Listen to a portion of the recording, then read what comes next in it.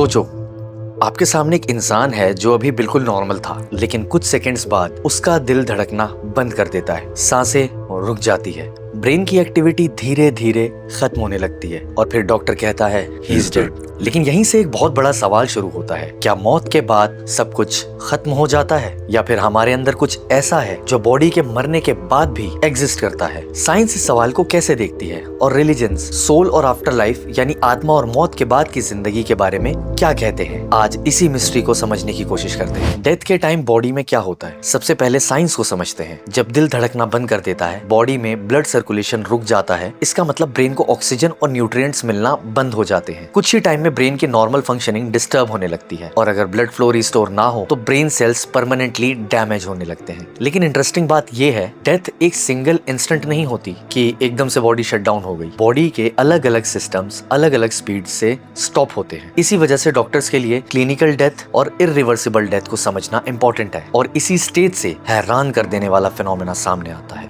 Near death experience. कुछ लोग जो कार्डियक अरेस्ट के बाद रिवाइव हुए हैं वो अनयूजुअल एक्सपीरियंसेस डिस्क्राइब करते हैं। किसी को एक ब्राइट लाइट यानी एक तेज रोशनी दिखती है, किसी को लगता है कि वो अपने बॉडी के बाहर से खुद को देख रहा था। कुछ लोग अपने डेड रिलेटिव्स यानी उनके वो रिश्तेदार जो मर चुके हैं उनको देखने का एक्सपीरियंस बताते हैं और कुछ लोग एक स्ट्रेंज फीलिंग डिस्क्राइब करते हैं, मुझे लगा मैं कहीं और जा रहा हूँ। इन एक्सपीरियंसेस को नियर डेथ एक्सपीरियंसेस यानी NDE कहा जाता है। 1991 में अमेरिका में पैम रेनॉल्ड्स नाम की एक वुमेन की ब्रेन सर्जरी हुई। ऑपरेशन के दौरान डॉक्टर्स ने उनके बॉडी टेम्परेचर को बहुत लो कर दिया और टेम्पररी ब्लड सर्कुलेशन को स्टॉप किया, एक एक्सट्रीमली कॉम्प्लिकेटेड प्रोसीजर के पार्ट के तौर पर। बाद में रेनॉल्ड्स ने बताया कि ऑपरेशन के दौरान उन्हें लगा कि वो अपने बॉडी के बाहर थी। उन्होंने ऑपरेटिंग रूम में कुछ साउंड्स और सर्जिकल इंस्ट्रूमेंट्स को डिस्क्राइब करने का क्लेम किया। इस केस को NDE रिसर्च में बहुत डिस्कस किया गया, लेकिन यहाँ एक इम्पोर्टेंट ट्विस्ट है, साइंटिस्ट इस इंटरप्रिटेशन पर एग्री नहीं करते। कुछ रिसर्चर्स इसे कॉन्शियसनेस के अनयूजुअल सर्वाइवल का पॉसिबल एविडेंस मानते हैं, जबकि क्रिटिक्स कहते हैं कि एनेस्थीसिया अवेयरनेस और ऑपरेशन के डिफरेंट स्टेजेस इस एक्सपीरियंस को एक्सप्लेन कर सकते हैं। इसलिए पैम रेनॉल्ड्स का केस फैसिनेटिंग जरूर है, लेकिन साइंटिफिकली सेटल्ड प्रूफ नहीं है और सिर्फ एक इंडिविजुअल केस की बात नहीं है। 2001 में डच कार्डियोलॉजिस्ट पिम वैन लॉमेल और उनकी टीम ने नेदरलैंड्स के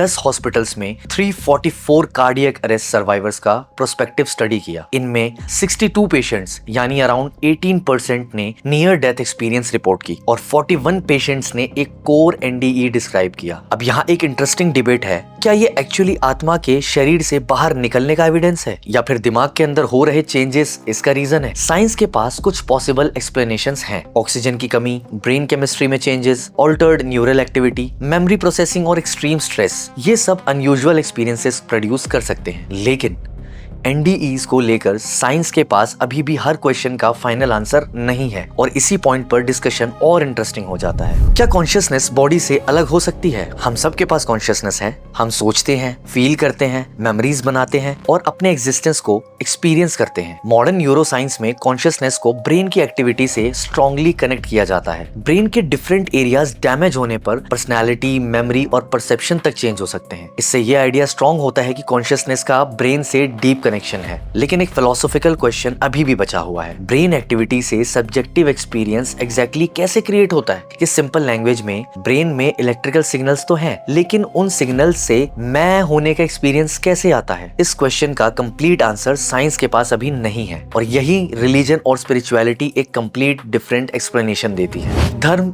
मृत्यु के बाद क्या कहता है? डिफरेंट रिलीजन्स में डिटेल्स अलग हैं, लेकिन एक कॉमन आइडिया मिलता है, मौत को एग्जिस्टेंस का कंप्लीट एंड नहीं माना जाता। इस्लाम के अकॉर्डिंग ह्यूमन लाइफ डेथ के बाद भी कंटिन्यू होती है। सोल का कॉन्सेप्ट है और डेथ के बाद बरज़ख, फिर रिजरेक्शन और आखिरत का बिलीव है। हिंदू ट्रेडिशंस में आत्मा और पुनर्जन्म का कॉन्सेप्ट मिलता है, यानी फिजिकल बॉडी चेंज हो सकती है लेकिन एग्जिस्टेंस का स्पिरिचुअल एस्पेक्ट कंटिन्यू कर सकता है। क्रिश्चियनिटी में भी डेथ के बाद इटर्नल लाइफ, रिजरेक्शन और जजमेंट डे का बिलीव सेंट्रल है और बुद्धिज्म में कॉन्सेप्ट थोड़ा डिफरेंट है। वहाँ परमानेंट अनचेंजिंग सोल का आइडिया ट्रेडिशनल टीचिंग्स के अकॉर्डिंग सेंट्रल नहीं है, लेकिन रीबर्थ और कार्मिक कंटिन्यूटी का कॉन्सेप्ट इंपॉर्टेंट है। तो रिलीजन्स के आंसर्स अलग हैं, लेकिन एक फंडामेंटल क्वेश्चन सबका सेम है, क्या मौत के बाद कॉन्शियसनेस किसी फॉर्म में कंटिन्यू करती है? अब सबसे इंपॉर्टेंट पॉइंट, साइंस और रिलीजन को डायरेक्टली विनर लूजर की तरह देखना शायद सही अप्रोच नहीं है। साइंस मेनली ये इन्वेस्टिगेट करती है कि फिजिकल वर्ल्ड में क्या हो रहा है और उससे एक्सपेरिमेंटली कैसे टेस्ट किया जा सकता है। रिलीजन और फिलॉसफी एग्जिस्टेंस के मीनिंग, सोल और आफ्टर लाइफ जैसे क्वेश्चंस को डिफरेंट फ्रेमवर्क से एक्सप्लेन करते हैं।